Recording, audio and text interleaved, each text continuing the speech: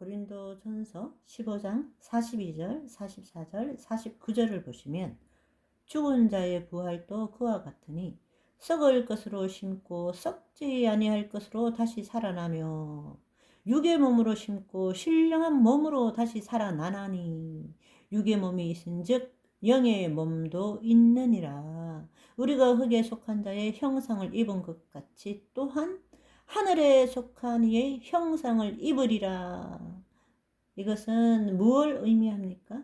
바로 몸의 죽음을 통해서 얻어지는 거죠. 완전하게. 그렇지만 지금도 몸이 있는 동안에도 그것이 있지만 실질적으로 그것을 못 누리고 있는 거죠. 왜냐하면 혼이 늘 몸의 종노릇하며 살고 있기 때문입니다. 다른 말로 혼이 몸의 종노릇한다는 것은 거짓자가 주체인 삶을 산다는 것입니다. 내 생각과 내 감정과 내 이 신체를 나와 동일시하고 살아가고 있다는 것입니다. 있는 그대로를 보지 않고 존재하지 않는 과거와 오지 않는 미래를 가지고 현실을 바라보며 자신의 가공세계, 상상의 이야기 속에서 살고 있는 것입니다. 예수님께서 몸의 죽음과 부활을 친히 보여주셨을 뿐만 아니라 우리에게 영원한 생명의 삶을 약속하셨습니다. 우리는 침례를 통해서 그분의 죽으심과 부활하심에 연합함으로써 죄사함을 받고 하나님의 영이 우리에게 임하심으로 인하여 우리는 혼이 이 땅에서 구원을 이루어 가게 된다는 것입니다. 그럴 때 종국에는 어떻게 되느냐? 우리의 몸이 죽음으로써 우리의 영혼이 하나님께 가게 되죠. 천국 낙원으로 가게 됩니다. 그리고 예수님께서 재림하실 때에 다시 부활의 몸을 가짐으로써 영, 혼, 몸 전부가 온전하게 되는 것이죠. 그때에 신랑 되신 그 예수님의 온전한 신부가 되는 것이란 말입니다. 아멘. 영과 혼과 몸이 완전한 예수님과 수준, 레벨이 맞는 신부가 되는 거죠.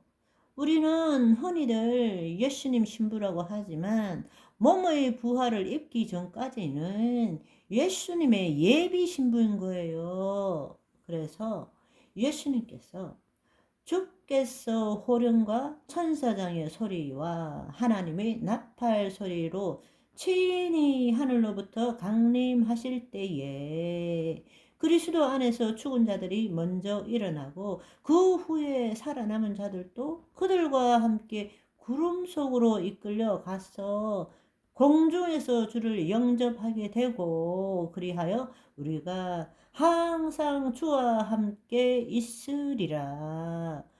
놀라운 말씀이죠. 그죠? 듣기만 들어도 흥분이 되는 전율이 흐르는 네, 그렇습니다. 그런데 한번 생각해 보세요. 우리가 얼마나 이 놀라운 구원을 받았다는 것을 제대로 묵상하면 떼굴떼굴 그럴 수밖에 없어요. 어떻게 나 같은 인간이 이런 구원의 특권을 누릴 수 있는지. 그래서 제가 몇 번 말씀드렸지만 처음 예수님을 믿고 얼마나 좋은지 설거지 하다가도 어마 어쩌다 나 같은 것을 하나님의 자녀로 삼으셨냐 박수 치고 길 가다가도 아버지 하고 부르고. 여러분, 구약의 위대한 의인들이 다 우리를 기다리고 있어요. 그들도 우리 기다리고 있다고요. 왜냐하면 히브리서 11장에 나오는 믿음의 선진들조차도 천국 낙원에서 기다리고 있다는 것을 우리는 알아야 합니다. 왜냐하면 히브리서 11장 39절 40절 말씀을 보시면 이 사람들은 다 믿음으로 말미암아 증거를 받았으나 약속된 것을 받지 못하였으니 이는 하나님이 우리를 위하여 더 좋은 것을 예비하셨은즉 우리가 아니면 그들로 온전함을 이루지 못하게 하려 하심이니라. 우리가 세상 끝날까지 온 세상에 복음이 전해져야만이 예수님의 재림이 임하고, 예수님의 재림이 임해야 구약에 있는 사람들도, 우리 이전에 죽은 모든 사람들도 몸의 부활을 입게 되고 예수님의 신부가 될 수 있다라는 것입니다. 아멘. 그게 누구에게 달려 있습니까? 그분들에게 달린 것이 아니라 지금 우리에게 달려있는 것이에요. 예수님이 재림하셔야 그 일이 일어나는 거잖아요. 아멘. 무슨 말인지 이해되시죠? 예수님이 재림하게 하시는 것은 우리가 세상 끝날까지 모든 민족에게 이 복음이 증거되도록 해야 한다는 것입니다. 그런데 여러분, 우리는 이런 세상에 태어났잖아요.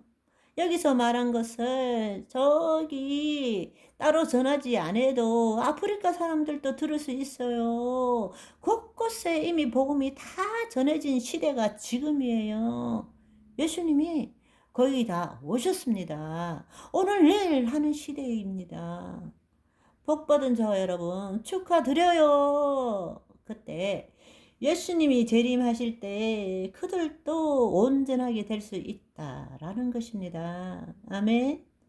중요한 사실은 우리가 예수 그리스도를 믿음으로 영의 구원을 받았다면 현실적으로 혼의 구원을 이루어 가야 되고, 혼의 구원을 끝까지 이루어 갈때 전국적으로 몸의 구원을 받게 된다. 다시 한번 말씀드리지만 몸은 잠시 소멸되지만 혼은 그대로 있고, 몸이 있는 동안에 믿음으로 혼의 구원을 이루어 간다는 것은 바로 혼이 자유의지를 가지고 더 이상 자신의 몸의 종노릇하는 것이 아니라 성령의 소욕에 이끌림을 받아야 한다는 것입니다.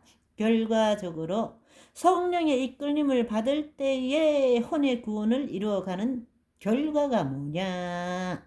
우리의 몸이 하나님을 경험한다라는 것입니다. 어렵게 생각할 것이 없어요. 자기를 부인하고 자기 십자가를 지는 삶의 결과는 뭐냐? 바로 하나님의 영, 하나님의 본질, 하나님의 지혜, 하나님의 능력이 내 과거의 경험과 지식에 기초한, 뇌에 기초한 생각과 감정이 아니고 하나님의 영으로부터 나오는 그 하나님의 본질이 내 몸이 그것을 경험하는 거란 말입니다. 아멘. 하나님의 본질이 무엇입니까? 사랑입니다. 여러분이 주체가 타락한 혼이 아니라 그리스도 안에 있는 혼이라면 이제 거짓자로 미십니다. 뭐를 주시옵소서, 어떻게 되게 해 주십시오, 이렇게 기도하지 말고 이미 하나님의 영이 우리 안에 있기 때문에 당신의 몸이 하나님을 경험하도록 허용하시기를 소망합니다. 당신 안에 하나님의 사랑이 있습니다. 당신은 온전한 자입니다. 당신은 부족함이 없는 자입니다. 여러분은 창조의 능력을 가지고 있는 자입니다. 아멘. 여러분이 거짓자라면 주를 바라보며 주야 주여 외치겠지만, 여러분의 혼이 하나님의 영 안에 있다면 이제 여러분의 몸이 하나님을 경험하도록 허락해 보십시오. 허용해 보세요. 여러분의 생각으로 뭔가를 추구하고 얻어내려고 만족하려고 애쓰지 말고, 지금 우리 안에 계시는 하나님께서 내 몸을 통치할 수 있도록 여러분의 생각으로 하나님을 붙들지 말고 제한시키지 말고 허용하시라고요. 허용해야 되는 것입니다. 그때부터 하나님의 사랑이 여러분의 가슴으로 느껴지는 거예요. 머리 중심의 삶이 아니라 가슴 중심의 삶을 살게 되는 것입니다. 여러분, 오늘도 이 귀한 날 허락하신 하나님께 찬양과 기쁨, 감사와 영광 올리는 하루가 되시기를 소원합니다. 할렐루야!